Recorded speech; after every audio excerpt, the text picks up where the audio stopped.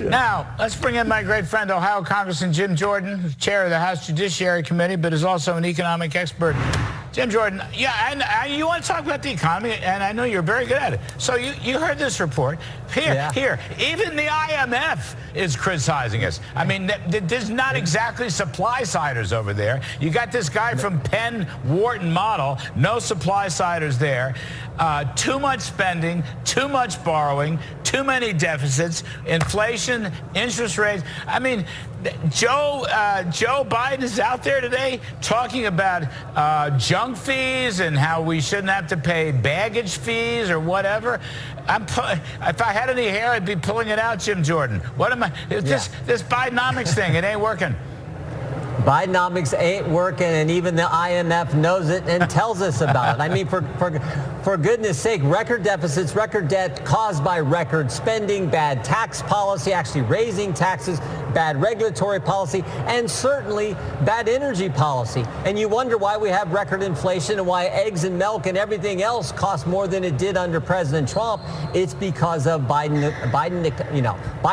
It just doesn't work, and everyone understands that. It's one of the key reasons why I think, and we've talked about this a lot, Larry, why I think President Trump's going to win. That and the border, I think, are front and center in voters and citizens' mind, and that's why I think President Trump is going to win this election. Frankly, why he's up in 6 of the 7 swing states, and he's even in Wisconsin, but he's winning in all the other 7 swing states. Are you kidding? He's going to carry Harlem and the rest of New York. They can't even keep him down. They let him out of the jury for 1 minute. He goes up to Harlem, and all the bodegas come out and endorse him. It's the greatest thing I've ever seen. I mean, it's very cool. But you know, it's so interesting. So again, here's Biden talking about junk fees, but actually, the IMF is talking about $7 trillion of spending, right?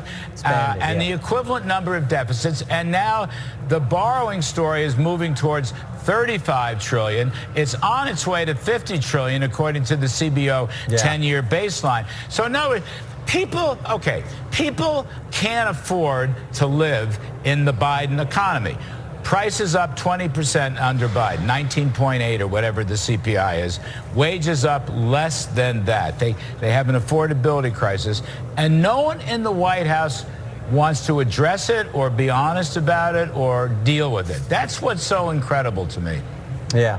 Well, and they want to continue it. They just keep spending, whether it's, we'll forgive your loan, we'll pay for this, we'll pay for that, just exacerbating the already ridiculously dangerous problem that we have. So, yeah, it doesn't. When you keep spending and debt to GDP ratios are way out of whack, we got this kind of interest we have to pay, over $1 trillion in interest. As the IMF said, you cannot sustain that. Again, when we had President Trump, real wages and your tax policies and President Trump's tax policies, real wages were up for across the population, all demographics in our population. Real wages were up, real income was up, more take-home pay, prices down. I mean, it was humming along. And then, of course, we got what we have now with Joe Biden. Poverty down. Lowest unemployment rate for minorities. Biden lies about this all the time. He just does. He lies about it all the time. But people are smarter, and you are right. Here's another one for you. This latest tranche of student loans, whatever it is, election year vote buying, this Penn Wharton model came out yesterday, Jim, or the day before, and said the student loan cancellations will cost $500 billion. $500 billion. $500 billion. Now, I know it's unconstitutional, and I know it's illegal, but that's what Biden's trying to do. He disregards any parameters of reasonableness. He's not fighting inflation. He's just trying to buy votes. Right, trying to buy votes and exacerbating the problem that we just talked about, but also it's just morally wrong. How about the people who did pay for their education, the families who paid for their son or daughter's education, or that individual who said, I'm going to work my way through school. I'm going to go a longer time and work my way and pay for it myself. Or the one who skipped going to higher education and went to trade school or started their own business, for goodness sake. How is it fair to them? So there's the economic cost, what that does to our country, our economy, and to the budget. But there's also the moral cost. It's just morally wrong to do that when other people made other decisions and paid for it. So, all right, let's just a couple more things. First of all, Speaker Johnson was on the show last night. He went through his paces about the new foreign funding bill attached with a border bill. What do you make of it, Jim Jordan? Can this package get through? I think it can. I'm not a big fan of the structure. I'm 100% for helping Israel. I'm going to vote to help our dearest and closest ally, the state of Israel. The segment you had on with Professor Dershowitz, I thought was very telling just how bad it is in some of these college campuses, the anti-Semitism and everything else. That is so wrong. So we need to help Israel, our dearest and best friend. I'm going to vote for that. Then they're going to put this package back together after we have these individual votes, and then we'll see how it goes. But yeah, I'm for helping Israel, not so much for the Ukraine issue. I think we should be focused on fixing our border before we send a bunch more money to Ukraine. Amen. TikTok is in there. Can we sell TikTok? Should we sell TikTok? I voted for the bill when it was here, and I got to tell you, Larry, I walked to the floor, and it was a tough call because we've had so much of this Congress where we focused on the censorship effort and what government was doing, pressuring tech to take down speech. So you got that concern, but then the fact that the parent company ByteDance is in fact affiliated with the Chinese Communist Party. So we balance that all out. We'll see how that gets put together. There's a fourth part to this bill. There's the Taiwan, Ukraine, Israel, which I'm 100% for, and then this element here. So we'll see how that all gets put back together after we have the individual votes.